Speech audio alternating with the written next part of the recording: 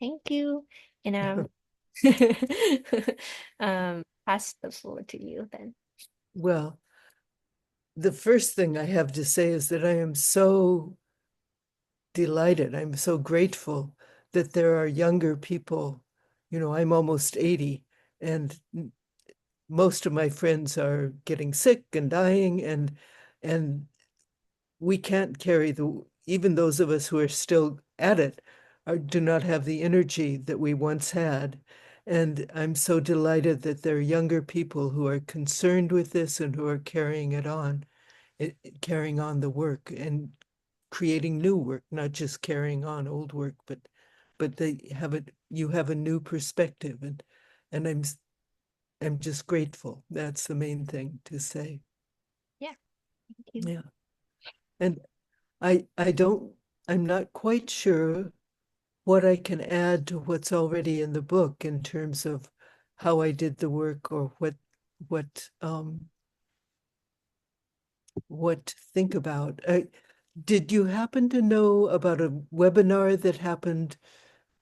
When was it? Sometime this week, a webinar on Agent Orange that featured George Black, Susan Hammond, John McAuliffe, Jackie Chagnon, Um, Heather. is this the remembering the Vietnam War tragedies, lessons, and the unconventional Asians for peace? I'm not sure if that is the one. Maybe it was organized by John McAuliffe, was the convener, and Susan Hammond was the moderator. I know, Does yeah, we had a conversation with her.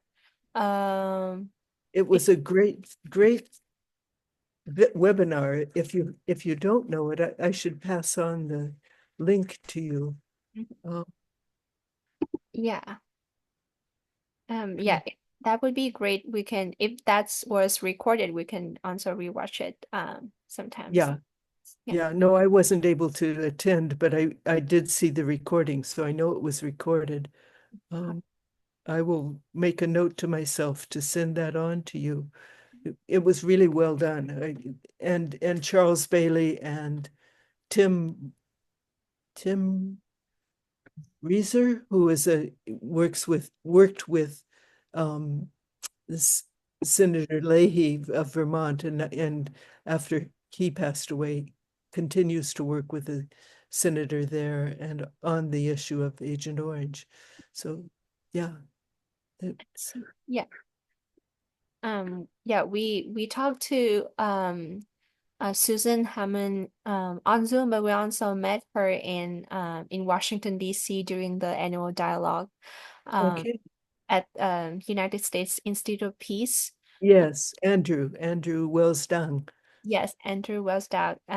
He's one of our mentors for the project, Great. and we also another mentor that we have is Dũng. Phan Xuân Dũng. He's a I uh, don't know. Yeah. yeah, he has been working on Agent Orange for several years. I think he's a PhD student, Mhm. um, PhD candidate, I guess. Yeah, and he also like introduced us to different other experts on in the field that you just mentioned, like Charles Bailey. Um, yeah, and we also talked to Paul Cox from the Mhm. Vietnamese campaign for responsibility of Agent Orange as well. So Mhm. yes. So Um, he was on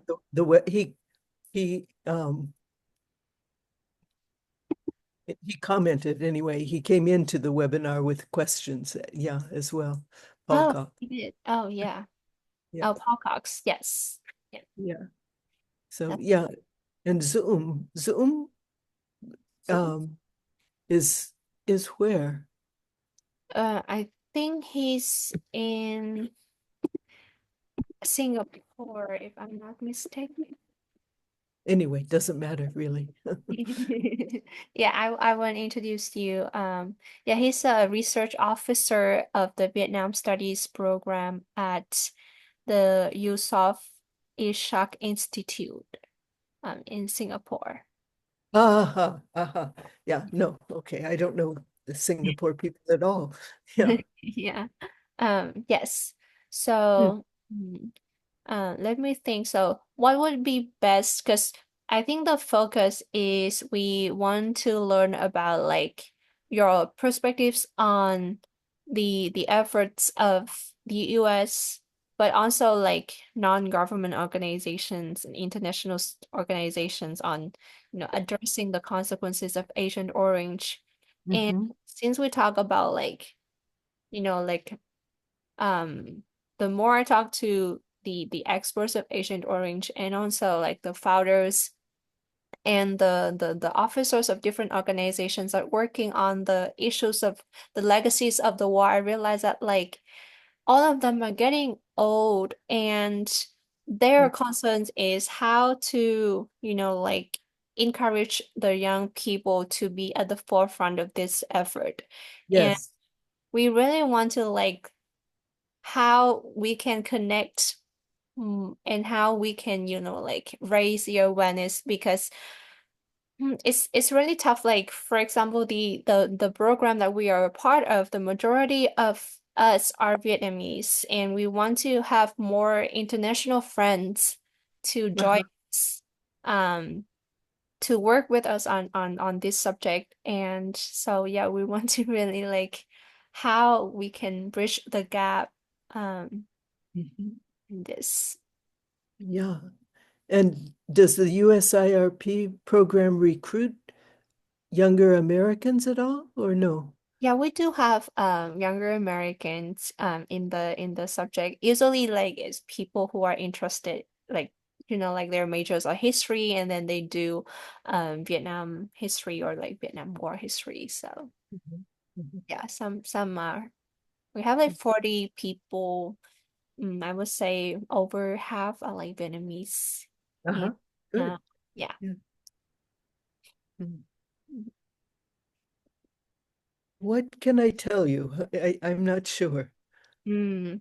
So let's say, so what do you think, so like what are your thoughts on the efforts of non-government organizations and international organizations working to address the consequences of Agent Orange? And can you see the difference like from the early years after the war and then more recent years? Oh, yeah. Huge difference. The whole issue was raised first through the NGOs. When I was first in Vietnam, or not for anyway, when I was first working on this in Vietnam, the United States would not say the word Agent Orange. It to make uh, at the time of reconciliation, the time between Vietnam and the United States, one of the preconditions set by the United States was that Agent Orange not be mentioned. And I remember it was a march, and I don't remember what year, but we were in a meeting in Hanoi, and Charles was there. I'm not sure who else was there, but a group. It was, I don't know, 20 or 30 people. And the ambassador said the word Agent Orange, and we both looked at each other and said, is that right? Did we just hear what we thought we heard? And it was a big breakthrough, and it was driven by grassroots organizations and the scientists that had done the work that made it impossible to ignore. On the webinar, and maybe Charles has said this to you in person, but on the webinar, he talked about, was it Wendy Nok Fung that was getting an award in Indonesia, I believe, and her response was, I don't want to misquote, but his point was, yes, there is a humanitarian side, but there is also the side of right of needing the wanting the Americans to recognize what they have done, what they did, in Vietnam take responsibility for it and have it be a matter of responsibility, not just humanitarian um, action. So that strikes me as the next step, if that can be encouraged and brought to pass. Um, yeah, but but the Red Cross, the Vietnamese Red Cross, the International Red Cross, and then the building of VAVA and other organizations. It did start through humanitarian approach and appeal. I see.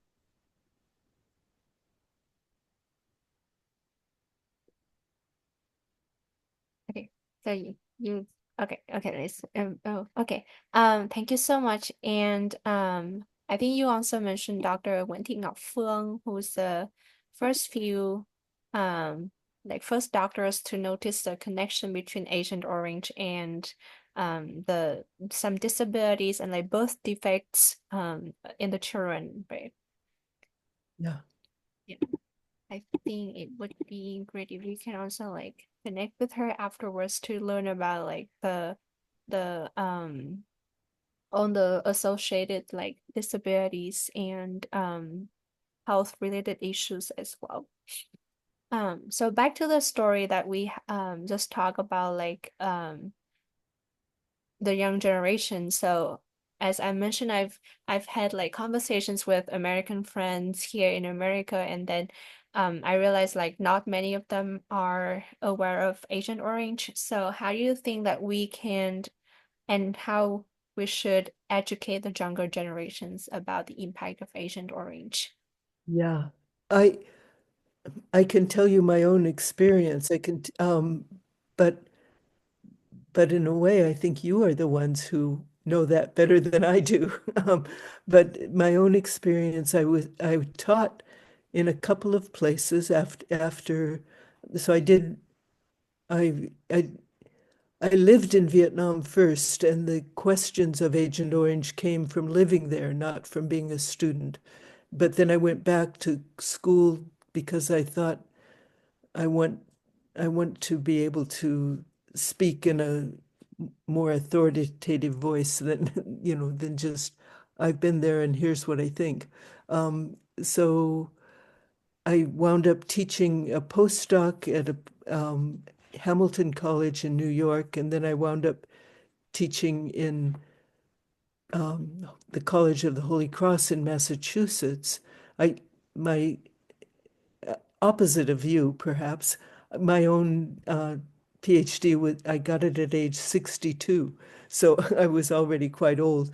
But the classes that I would teach, and I did teach a couple of classes just specifically on Agent Orange, another class on the legacies of war, which included Agent Orange, but it was a seminar, so students could pick what they wanted to study, and some of them were interested in what happened in Iraq or in the Gulf, but some were interested in Vietnam.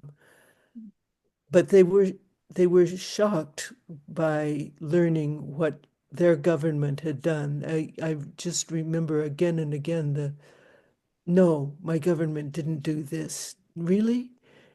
Kind of response of the younger people. And others remembered from their own families that there were times when an uncle wouldn't speak to the rest of the family, and they were trying to make sense of the conflicts within their own families that they had learned. And others had uncles, grandparents, relatives who were affected by Agent Orange or were thought to be affected by Agent Orange, and they were trying to make sense of what had happened to their family members as well. So Heather Rouse, do you know, have you had contact with her at all? Heather Rhodes. I think I Mm. can, I can tell you a little about her. She was the daughter of an American veteran who was affected by Agent Orange. She was born without one leg. She was Oh, born with many fingers missing, various things. And she has been working with young people. She would be to my mind, would be a great contact to have. Um, yes, I think Susan mentioned her in one of our conversations, and she also recommended me to reach out to her. Yeah, other yeah, events. yeah. To for no, she headed a group of children of Agent Orange veterans, Americans. For a while, it sounded like from the webinar, it sounded like that group does no longer exist, but she must have contact still with several people that would be a good match for your group. Yeah. So we also learned that like since it's been so many decades since the war and it's usually like those who learn about the Vietnam War and Agent Orange or unexploded ordnance or any other social or like economical impacts of the war are usually people whose grandparents were involved in the war, serving Mhm, in Vietnam at the times. But mhm, since I would say perhaps in the next few decades when um mhm, the generation of the veterans were gone mhm, and there's no longer that kind of connection. And as I talked to some like history teachers, I realized that the curriculum of history that American students have access to, they do mhm. not really like mention the war in great details. So it's Right. through personal efforts and curiosity that, like allows the students to learn about the war. And yeah, so we talked about this and we're like it's a big challenge for Mhm, us to like mhm. make the uh the subject um more popular among the young generation. And I think I that's why like I really really like the idea of hosting study abroad trips to Vietnam, but Mhm. not because there are so many study abroad programs that it's like a vacation for students when Uh-huh, uh-huh, just uh-huh, go on that program and then they enjoy themselves. They take credits, but still it's like a much lighter course for them. uh-huh, uh-huh. Um, I'm not sure, but I feel like Vietnam would be like such an ideal um destination for study abroad program, given that so we just recently opened a new museums of for the legacy of war and in Hanoi. I know there's another museum for remnants of war in Ho Chi Minh City. Yeah. Uh, yeah, so recently we opened a new one in Hanoi and it is so popular. And I just think that it would be great for my American friends to go to Vietnam and learn about the war and like have um Mhm.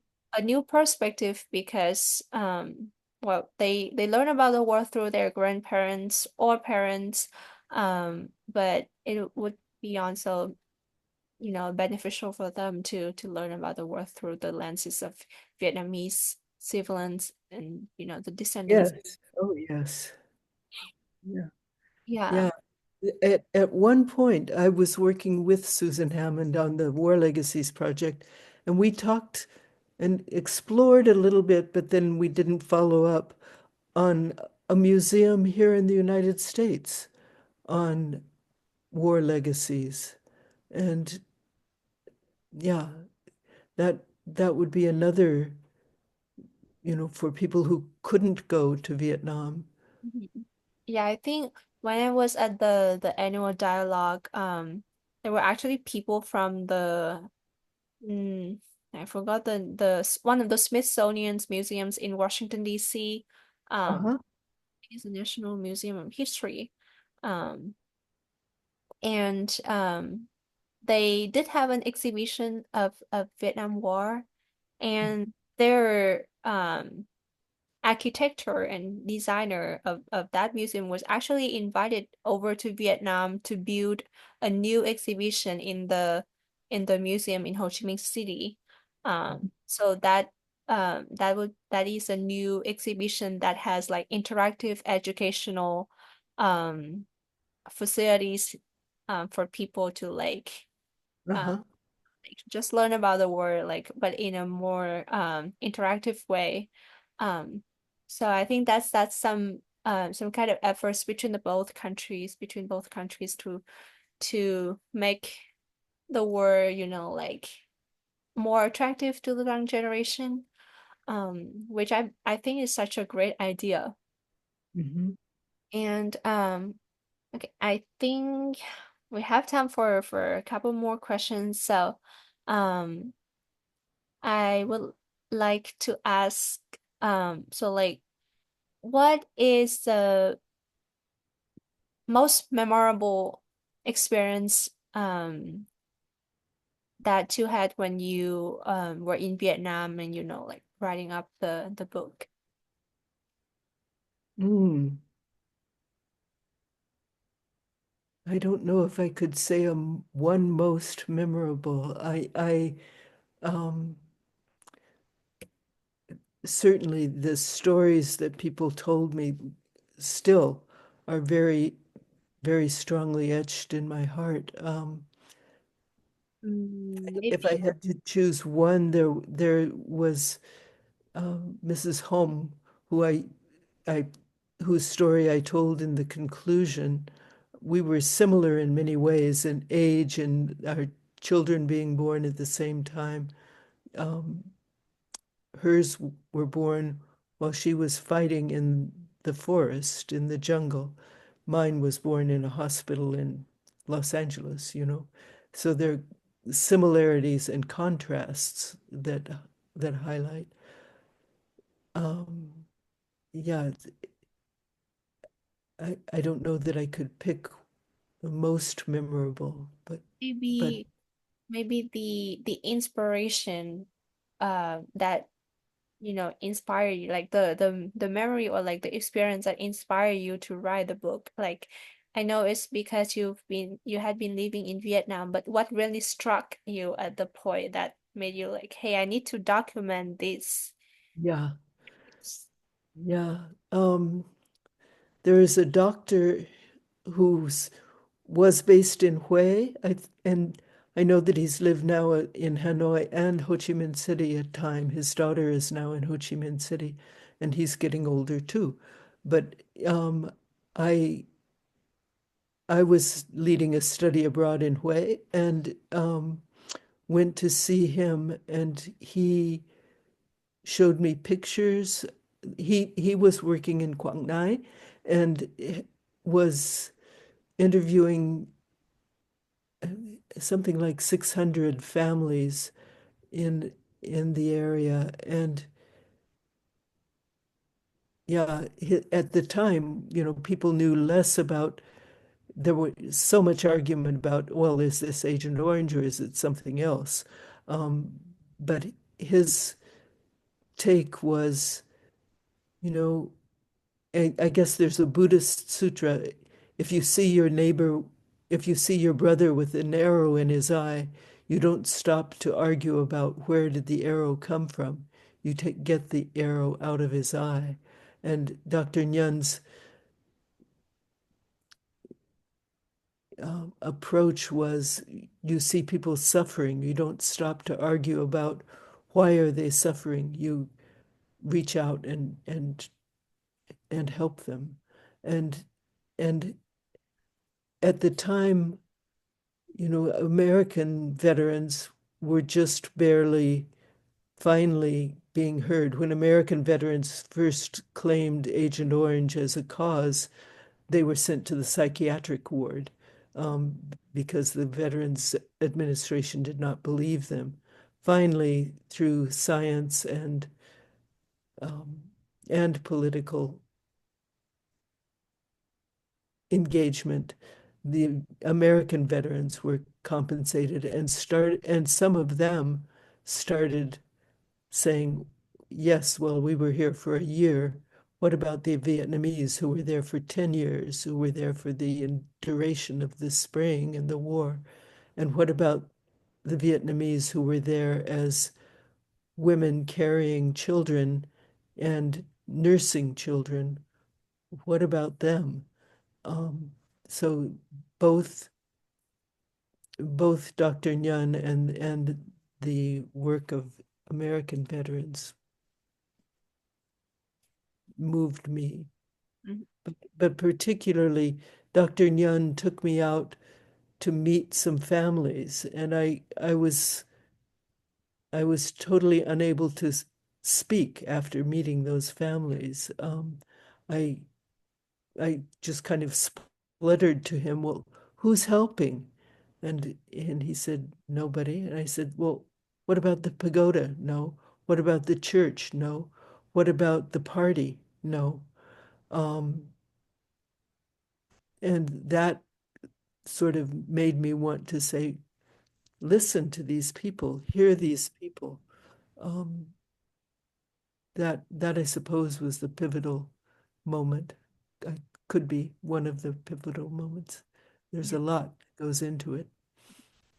Yeah. Um, yeah, I just wanted to share also like when I went to the annual dialogue and then learn about like different projects that the daughters and sons of US veterans who worked Hmm. in and then like there's one project that is say I think it's a two-sided project. It means it's it was founded by a Vietnam no an American lady whose father fought and died in Vietnam, and then it was heartbreaking for everyone's in the family, but she took that as an inspiration to organize and then to have that organization and then connect with like her counterparts in Vietnam, like the sons and the daughters of Vietnamese soldiers who died in the war as well. And when she shared about those stories, I think well that's such an amazing Hmm. like work and I talked to you, I talked to like Susan, to Charles, to Paul and everyone. I think it's just amazing like to learn about the efforts and how you got, the inspiration to work on it because I know it's a great deal of commitment and it's Yeah. from the heart that, motivated you to work. Um, Yes. Yeah. But I think meeting the families, how can you turn your back on those families? You yeah. Yes, learn about the experiences of the families of the children, the know? wives, the daughters. Yeah, it's Mhm. just I think it's what motivated us to work on this. Um, Yes, I should ask you the same question. What, so I was there, well, you were there, you were living there. Did you know people? Did that motivate you? What did motivate you? um, so uh my grandmother almost lost my mom because she was pregnant with my mom and then she learned the news that her younger brother died in the um one of the battle in Guangxi. She almost lost my mom. It was like very last in the 1974. It's 1974.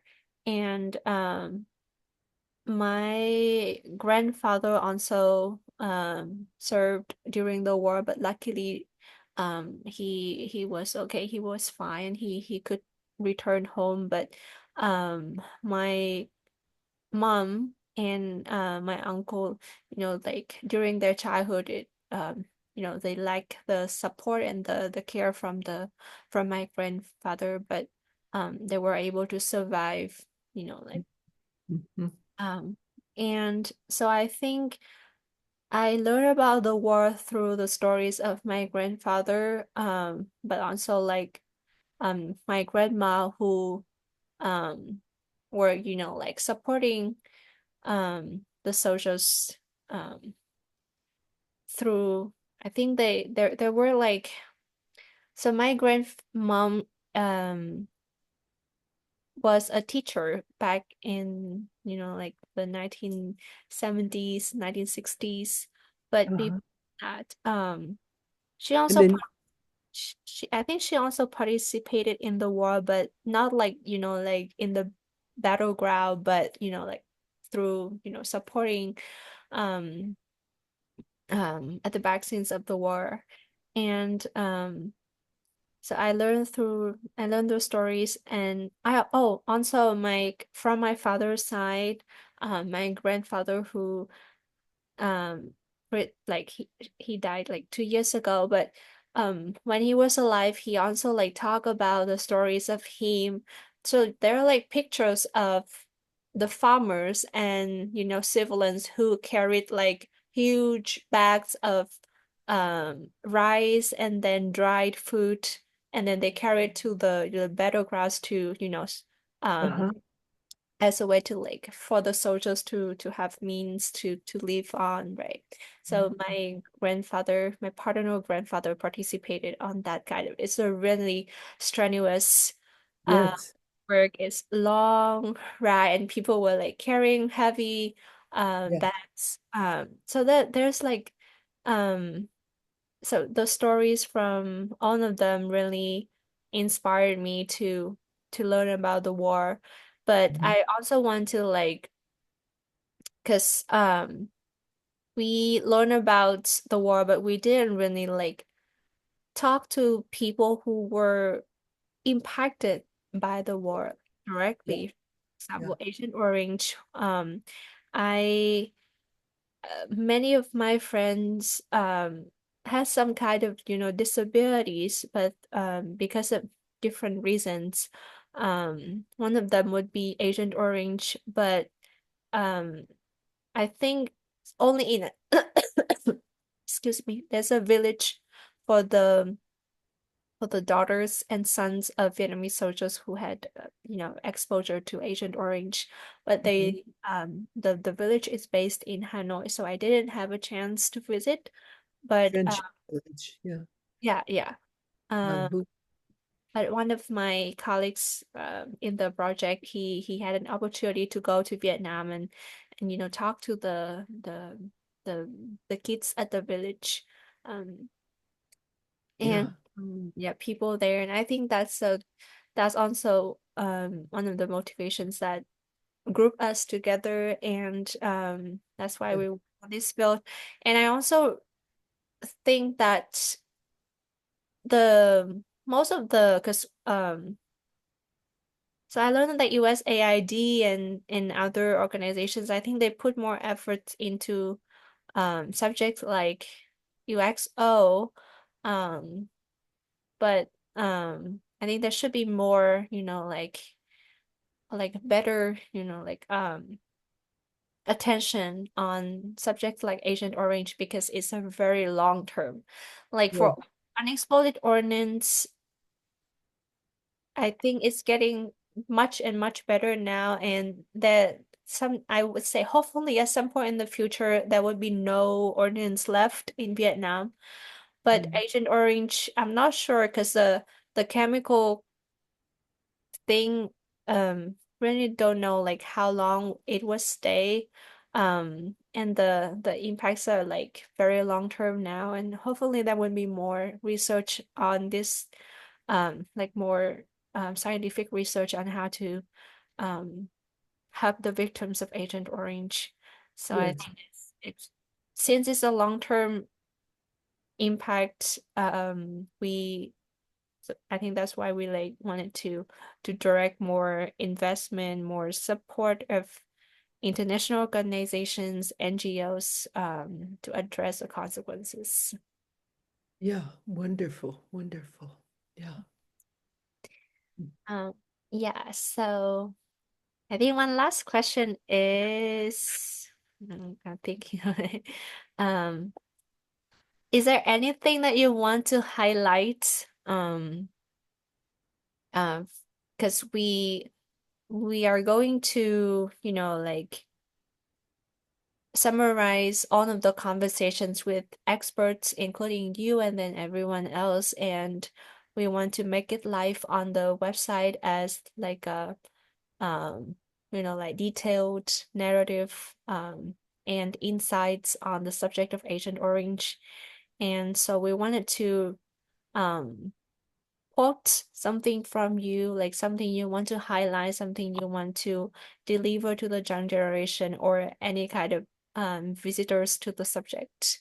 Oh, sorry, visitors to the website that we have. Mm. Oh dear.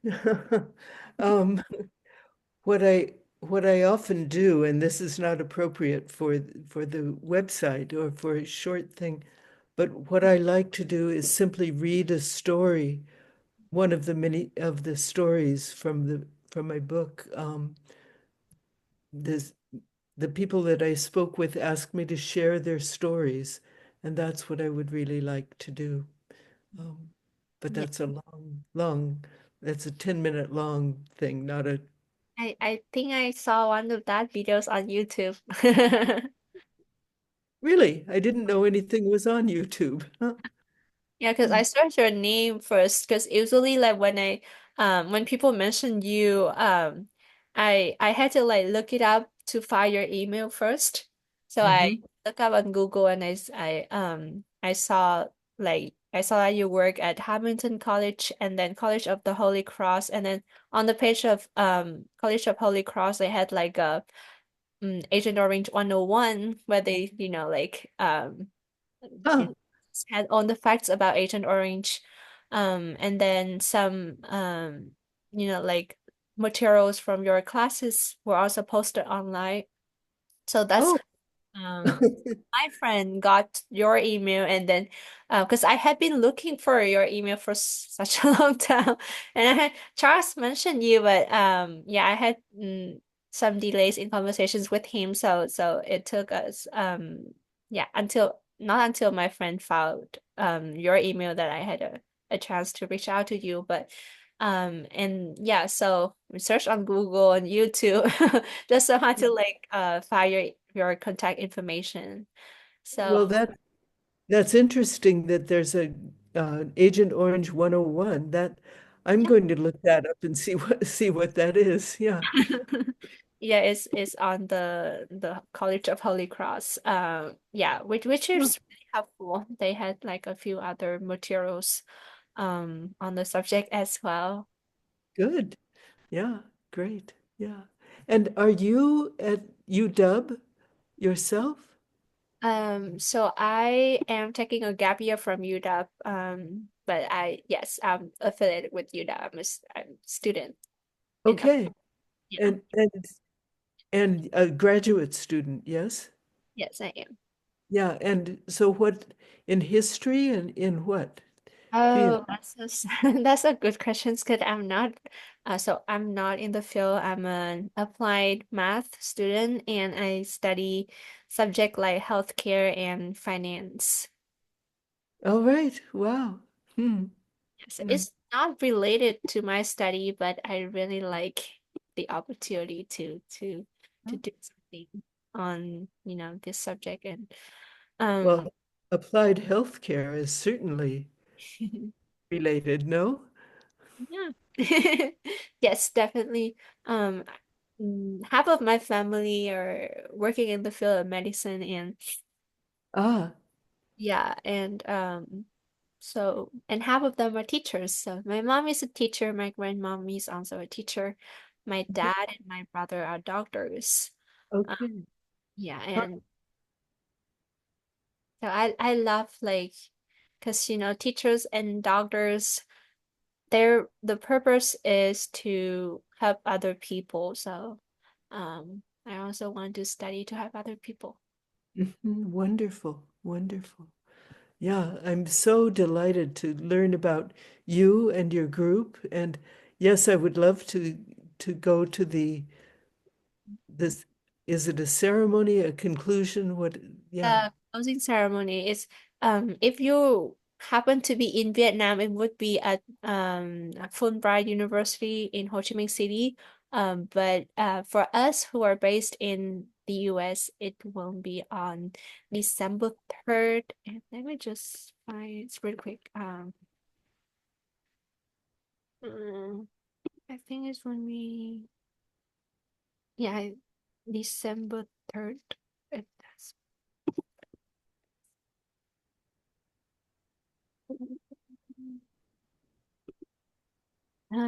yeah. Oh, actually December 5th. December Okay. from since you are based in Oregon right now, is that correct? Well, no, I'm in California right Oh, now. California. Yes, so it's still Pacific time. Yes, yeah. So it should be from 5 to 7 p.m.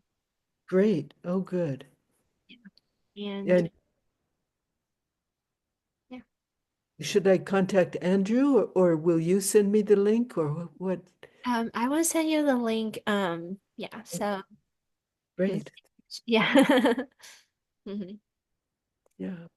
Thank you so much. And I know the cohort is the program is only 6 months long, but I hope that like we can stay along like on for a longer time and we can like continue the project and perhaps next year we can have something else.